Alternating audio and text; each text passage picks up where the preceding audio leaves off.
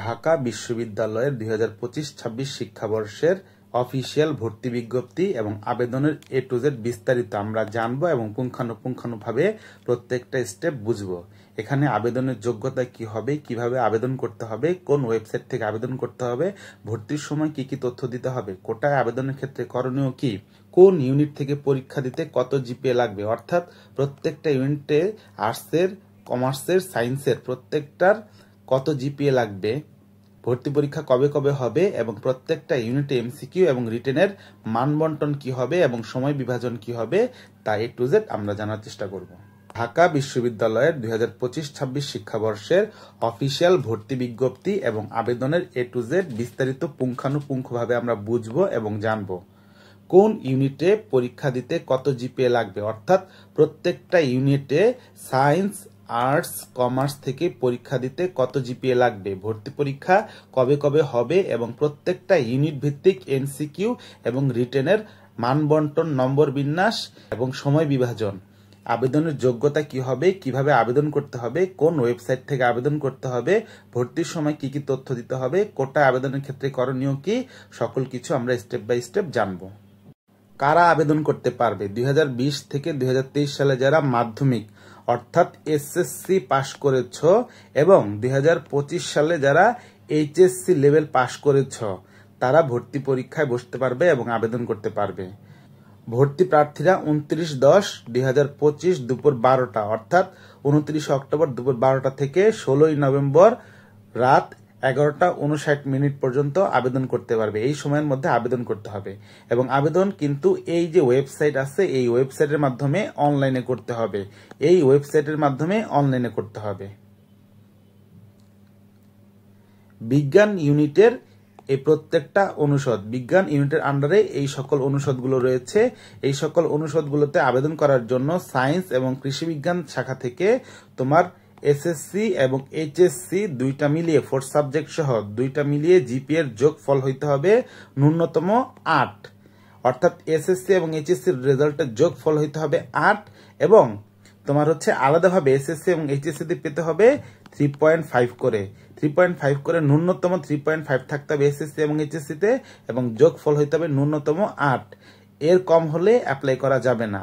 আর যারা বিজ্ঞান ইউনিটে আর্টস কমার্স থেকে অ্যাপ্লাই করতে চাও, বিজ্ঞান ইউনিটে অ্যাপ্লাই করতে চাও কিন্তু তোমরা আর্টস কমার্সের স্টুডেন্ট, তাদের ক্ষেত্রে ভর্তির যোগ্যতা হবে দুইটার যোগফল এসএসসি এবং এইচএসসি যোগফল 7.5 এবং ন্যূনতম আলাদাভাবে তোমার 3 থাকতে হবে। আর বিস্তারিত নির্দেশিকা যখন হচ্ছে ভর্তি নির্দেশিকা বিস্তারিত তথ্য ওই জায়গায় ইউনিট ভিত্তিক বিস্তারিত নির্দেশিকার মধ্যে থাকবে। যারা কলা, আইন, সামাজিক বিজ্ঞান ইউনিটে পরীক্ষা দিতে চাও, এটার আন্ডারে অনুষদগুলো হচ্ছে কলা অনুষদ, আইন অনুষদ, এই সকল অনুষদগুলো হচ্ছে এই ইউনিটের আন্ডারে।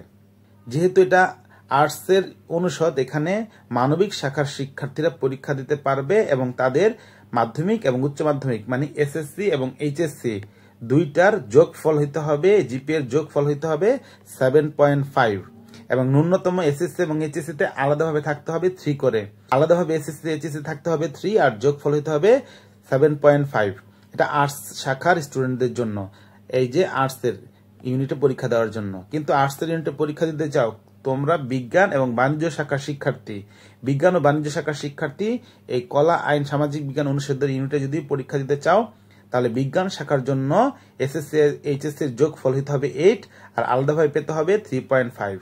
আর যারা বাণিজ্য শাখা থেকে এই ইউনিটে পরীক্ষা দিতে চাও তাদের এসএসসি এইচএসসি যোগফল হতে হবে 7.5 আর আলাদাভাবে হতে হবে ন্যূনতম 3। আর বিস্তারিত ভর্তি নির্দেশিকায় দেওয়া থাকবে সকল কিছু। ব্যবসায় শিক্ষা ইউনিটের আন্ডারে এই সকল অনুষদগুলো রয়েছে। এগুলোতে ভর্তি পরীক্ষা বসার জন্য ব্যবসা শিক্ষা শাখা থেকে বা বিভাগ থেকে তোমাকে পেতে হবে 7.5, দুইটার যোগফল এসএসসি এবং এইচএসসির যোগফল হইতে হবে 7.5 আর এসএসসি এবং এইচএসসি তে আলাদাভাবে পেতে হবে তোমাকে 3 করে, মানে পয়েন্ট থাকতে হবে আলাদা করে 3, ন্যূনতম 3, এর বেশি হলে সমস্যা নেই, কম হলে ভর্তি পরীক্ষা বসতে পারবে না। ন্যূনতম আলাদাভাবে হবে 3 কিন্তু যোগফল হইতে হবে দুইটা মিলিয়ে 7.5। আর যারা ব্যবসা শিক্ষা ইউনিটে আর্টস এবং সায়েন্স থেকে পরীক্ষা দিতে চাও, ব্যবসা শিক্ষা ইউনিটে পরীক্ষা দিতে চাও আর্টস এবং সায়েন্স থেকে, তাদের জন্য বিজ্ঞান শাখা থেকে যদি ব্যবসা শিক্ষা ইউনিটে পরীক্ষা দিতে চাও তাহলে এসএসসি এবং এইচএসসি যোগফল হইতে হবে 8 ন্যূনতম এবং আলাদাভাবে এসএসসি এবং এইচএসসিতে ন্যূনতম থাকতে হবে 3.5 করে। আর মানবিক শাখার থেকে যারা ব্যবসা শিক্ষা ইউনিটে পরীক্ষা দিতে চাও তাদের জন্য ন্যূনতম যোগফল হতে হবে 7.5 আর আলাদাভাবে প্রত্যেকটাতে পেতে হবে 3 করে।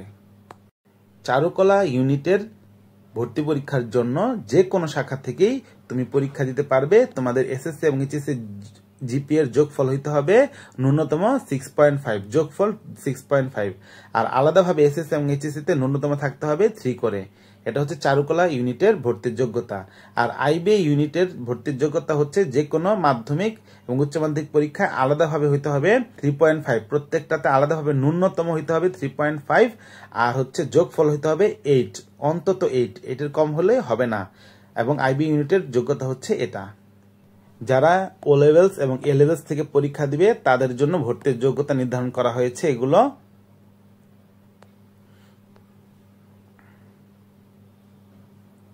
কোটায় ভর্তির ক্ষেত্রে যে উপজাতি, ক্ষুদ্র নিগোষ্ঠী, প্রতিবন্ধী, দৃষ্টি, বাক, শ্রবণ, শারীরিক, নিউরো ডেভেলপমেন্ট ডিসঅর্ডার, হিজড়া, হরিজন, দলিত সম্প্রদায়, মুক্তিযোদ্ধা সন্তান কোটায় ভর্তির আবেদনের সুযোগ পাবে। অনলাইনে আবেদন করবে। এখন যখন অনলাইনে আবেদন করবে তখন তোমাকে কোটার ঘরে টিক চিহ্ন দিতে হবে এবং তারপর ভর্তি পরীক্ষা তোমাকে উত্তীর্ণ হতে হবে। ভর্তি পরীক্ষা উত্তীর্ণ হওয়ার পর কেবল তারাই ভর্তি পরীক্ষার ফলাফল প্রকাশ হবে। যখন ভর্তি পরীক্ষার ফলাফল প্রকাশ হবে, প্রকাশের পরে গিয়ে কোটায় আবেদন করবে এবং কোটায় আবেদনের জন্য সকল কাগজপত্র, যে সকল ডকুমেন্টস লাগবে তখন গিয়ে এগুলো সব সাবমিট করতে হবে কোটায় ভর্তির ক্ষেত্রে। সবচেয়ে গুরুত্বপূর্ণ, কোন ইউনিটের ভর্তি পরীক্ষা কবে হবে? কলা, আইন ও সামাজিক বিজ্ঞান ইউনিট, অর্থাৎ যেটা আমরা খ ইউনিট বা বি ইউনিট নামে পরিচিত ছিল, সেটার পরীক্ষা হবে 13/12/2025 শনিবার, মানে 13ই ডিসেম্বর শনিবার সকাল 11টা থেকে 12টা 30 পর্যন্ত। বিজ্ঞান ইউনিট, ক ইউনিট বা যেটাকে আমরা এ ইউনিট নামে জানি, সেই ইউনিটের পরীক্ষা হবে 20/12/2025 অর্থাৎ 20শে ডিসেম্বর শনিবার সকাল 11টা থেকে দুপুর 12টা 30 পর্যন্ত। ব্যবসা শিক্ষা ইউনিট, অর্থাৎ যেটা সি ইউনিট বা আগে গ ইউনিট নামে আমরা চিনতাম, সেটার পরীক্ষা হবে 6/12/2025 অর্থাৎ 6 ডিসেম্বর 2025 সালে শনিবার সকাল 11টা থেকে দুপুর 12টা 30 পর্যন্ত। চারুকলা ইউনিটের পরীক্ষা হবে 29 নভেম্বর শনিবার সকাল 11টা থেকে 12টা 30 পর্যন্ত। আর আইবি ইউনিটের ভর্তি পরীক্ষা হবে 28 নভেম্বর তোমার হচ্ছে শুক্রবার সকাল 10টা থেকে 11টা পর্যন্ত। ভর্তি পরীক্ষার নম্বর বন্টন এবং সময় বন্টন। কলা, আইন, সামাজিক বিজ্ঞান ইউনিটের ভর্তি পরীক্ষার এমসিকিউ নাম্বার হবে 60 নম্বরে, পরীক্ষা হবে 45 মিনিট। লিখিত পরীক্ষা হবে 40 নম্বরে, সময় হবে 45 মিনিট। বিজ্ঞান ইউনিটের এমসিকিউ পরীক্ষা হবে 60 নম্বরের 45 মিনিট এবং লিখিত পরীক্ষা হবে 40 নম্বরের 45 মিনিট। একইভাবে ব্যবসা শিক্ষা ইউনিটের জন্য 60 নম্বরের 45 মিনিট এমসিকিউ আর 40 নম্বর রিটেন 45 মিনিট। চারুকলা ইউনিটের জন্য হচ্ছে 40 নম্বরের এমসিকিউ এর জন্য পরীক্ষা হবে 30 মিনিট, লিখিত পরীক্ষা 60 নম্বরের জন্য হবে অঙ্কন, যেটা 60 মিনিট। আর আইবি ইউনিটের জন্য এমসিকিউ এক্সাম হবে 70 নম্বরের 90 মিনিট আর লিখিত পরীক্ষাটা হবে 30 নম্বরের জন্য 30 মিনিট। এছাড়াও বিস্তারিত স্ব ইউনিটের ভর্তি নির্দেশিকায় বিস্তারিত উল্লেখ থাকবে। ওয়েবসাইটের যে প্রত্যেকটা ইউনিট ভিত্তিক ভর্তি নির্দেশিকা, সেখানে বিস্তারিতভাবে সব উল্লেখ থাকবে। ভর্তি পরীক্ষায় সকল ইউনিটের প্রার্থীগণদেরকে স্পেশালি যেটা জানানো হচ্ছে, mobile phone, calculator, smart watch, electronic device সম্বলিত ঘড়ি, ইভেন কি ইলেকট্রনিক কলম, তোমার হচ্ছে স্মার্ট কলম ব্যবহার করা সম্পূর্ণ নিষিদ্ধ। ওয়েবসাইটে ভর্তি নির্দেশিকায় উল্লেখ নেই এমন কোনো তথ্য যদি জানতে চাইতে হয় তাহলে ইউনিট ভিত্তিক কার্যালয়ে গিয়ে যোগাযোগ করতে বলা হয়েছে।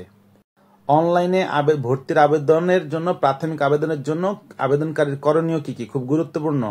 আবেদন করার ক্ষেত্রে আবেদনকারীর করণীয় কি? যে কোনো ইউনিটে আবেদন করো না কেন, এই ওয়েবসাইটের মাধ্যমে আবেদন করতে হবে। এবং ভর্তির আবেদনের জন্য কি কি জিনিসপত্র লাগবে? উচ্চ মাধ্যমিক এবং মাধ্যমিকের সকল তথ্য, রোল নাম্বার, রেজিস্ট্রেশন নাম্বার সহ এ টু জেড যা আছে সকল তথ্য লাগবে। বর্তমান ঠিকানা লাগবে, মোবাইল নম্বর লাগবে এবং বাবা মার, পিতামাতা জাতীয় পরিচয়পত্র, ন্যাশনাল এনআইডি কার্ডের নম্বর লাগবে। এটা ঐচ্ছিক, থাকলে দিবে, না থাকলে না দিলেও চলবে। এবং খুব গুরুত্বপূর্ণ, তুমি কোন বিভাগীয় শহর থেকে পরীক্ষার কেন্দ্র চুজ করতে চাও সেটা অবশ্যই দিতে হবে।